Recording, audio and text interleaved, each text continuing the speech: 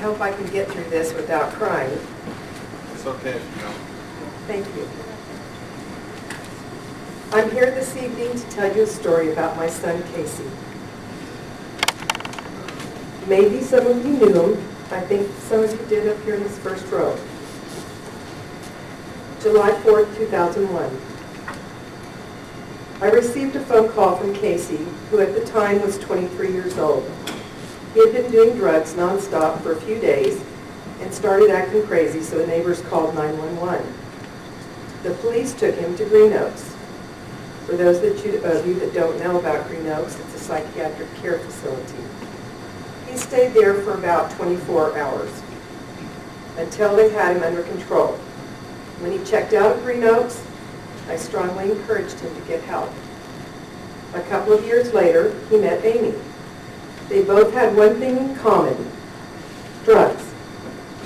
Both decided that they wanted to get clean, so they moved to Oklahoma City, where her mother resided, still resides.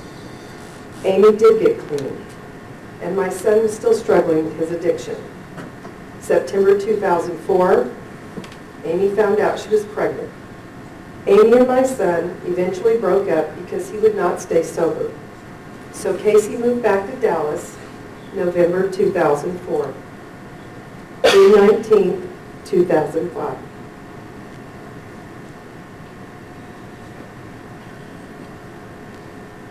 Casey called from RHD Hospital. He had been admitted to the hospital because he OD'd in his car. 5 days later, he was released. My husband and I talked to him and told him that we felt he needed help with his drug problem.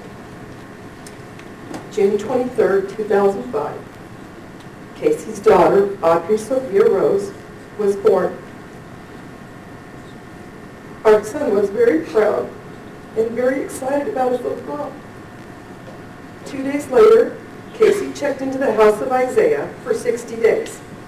For those of you that do not know about House of Isaiah, it's a rehabilitation facility. Casey had admitted to taking all kinds of drugs, some of them legal, some of them illegal. The day after he left the House of Isaiah, he was picked up by the Farmers Branch police. When Casey OD'd in his car back in June, he had cocaine in his possession.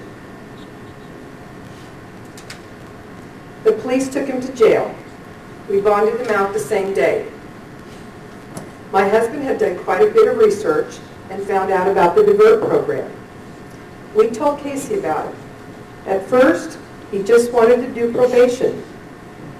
We said we would help him, but only if he went to Divert, as we felt that this was the best path for getting him sober. September 13th, 2005, Casey began the Divert program. After 2 weeks, he relapsed. September 27th, 2005, the Divert program sent Casey to Homeward Bound, a 30-day rehabilitation facility. November 5th, 2005, Casey had a diluted UA.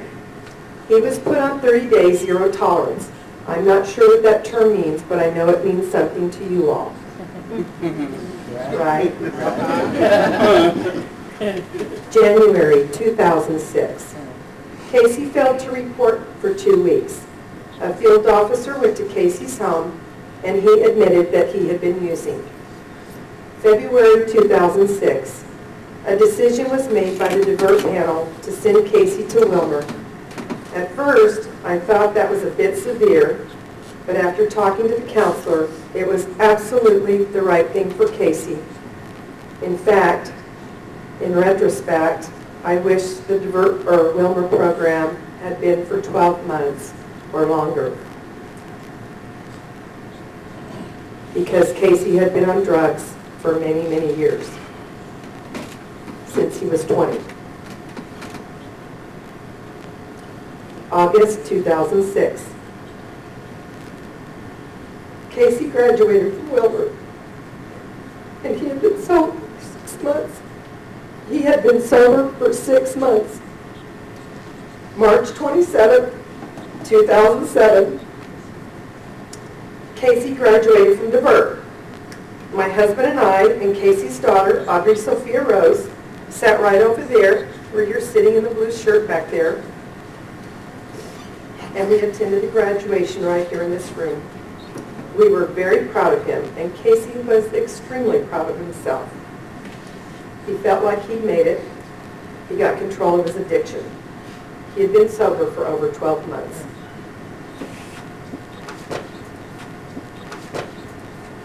Casey was hired as a driver for the Salvation Army while in Divert. He was named Truck Driver of the Month 2 or 3 times. Again, we were so proud of Casey for taking care of himself. He was very confident and seemed very happy to overcome his addiction. He had health insurance and was able to meet all of his bills each month. I told him that this was quite an accomplishment, and it really was. I'm sure most of you know out there, when you have an addiction, and many of you may have been homeless at one point, maybe you lived with your family, there's no telling what your backgrounds are, but being able to support yourself and take care of yourself is a huge, huge milestone. So if you've done that, you should congratulate yourself.